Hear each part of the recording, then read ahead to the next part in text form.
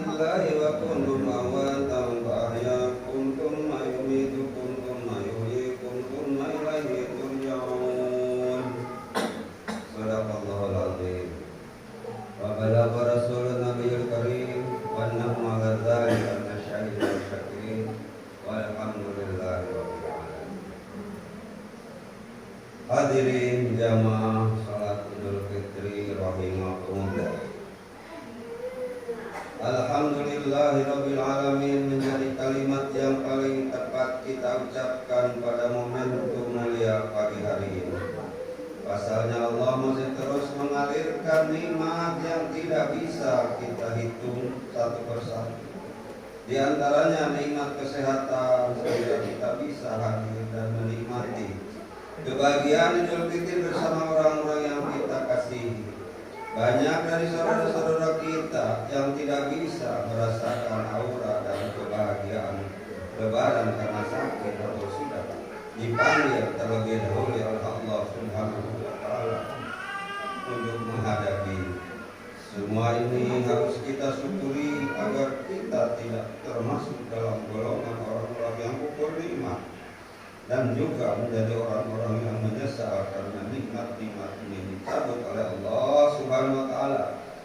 Kita mampu merasakan penting dan manisnya nikmat Allah ketika nikmat itu sudah tidak ada bersama kita, seperti anugerah kesehatan yang kita rasakan saat ini akan semakin terasa nikmatnya ketika sakit sudah menghampiri kita.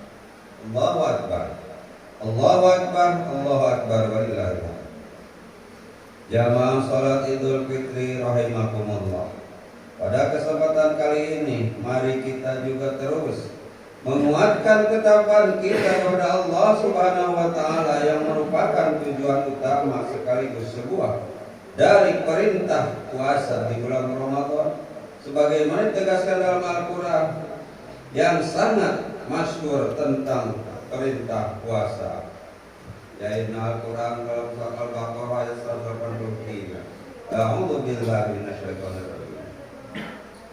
Ya ayyuhalladzina amanu kutiba 'alaikumus syamu kama kutiba 'alal ladzina min qablikum la'allakum tattaqun. Yang artinya kurang lebih, wahai orang-orang yang beriman, diwajibkan atas kamu berpuasa sebagaimana diwajibkan atas orang-orang sebelum kamu agar kamu menjadi orang yang bertakwa. Surat Al-Baqarah ayat 1. Sehingga kita dikatakan bahwa hari ini setelah kita melaksanakan ibadah puasa dengan iman dan kepasrahan diri kepada Allah Subhanahu wa Ta'ala, maka sikap ketakwaan sudah seharusnya bersemayam dalam diri kita. Sikap itu diantaranya adalah keteguhan hati untuk menjalankan segala perintah Allah dan menjauhi apa yang dilarangnya. Hadirin wal hadirat, salat Idul jamaah salat Idul Fitri rahimakumullah. Momentum Idul Fitri kali ini menjadi waktu yang tepat bagi kita untuk mengumandangkan takbir sebagai wujud mengagungkan Allah Subhanahu wa Ta'ala. Allah lah zat yang maha paling besar, tidak ada yang lebih besar darinya. Allah lah yang paling berhak atas segala apa yang terjadi di alam semesta ini, termasuk apapun yang terjadi pada diri kita. Kita adalah makhluknya yang lemah. Tiada daya makhluk yang diciptakan dari tanah. Proses penciptaan memberikan pelajaran mendalam bagi kesadaran tentang siapa kita, di mana kita, dan akan kemana kita. Itulah firman Allah dalam Al-Quran surat Al-Mu'minun ayat 12. Laqad khalaqnal insana fi ahsani taqwim sulalatin min tin. Yang artinya sungguh kami telah menciptakan manusia dari sari pati yang berasal dari tanah. Kemudian dilanjutkan dengan ayat ke-13. Tsumma ja'alnahu nutfatan fi qararin makin.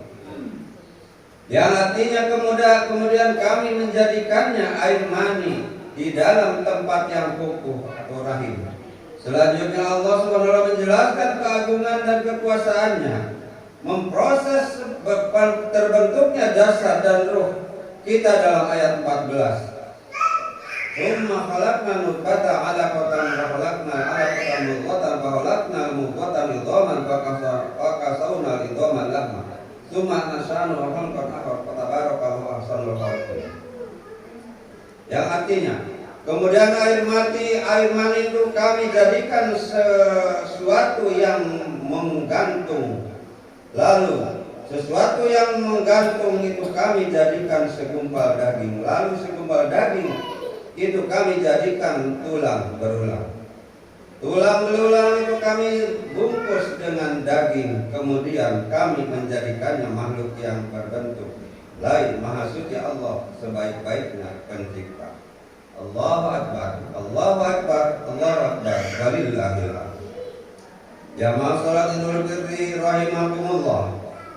3 ayat ini menyadarkan kita untuk kembali merenungkan betapa agungnya Allah Subhanahu wa taala, betapa lemahnya kita.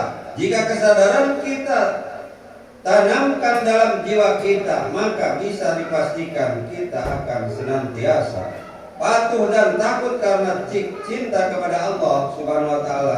Dari 3 ayat ini kita harus menyadari bahwa kita semua berasal dari Allah dan akan kembali kepadanya. Kita berawal dari kondisi yang lemah dan akan kembali menjadi lemah.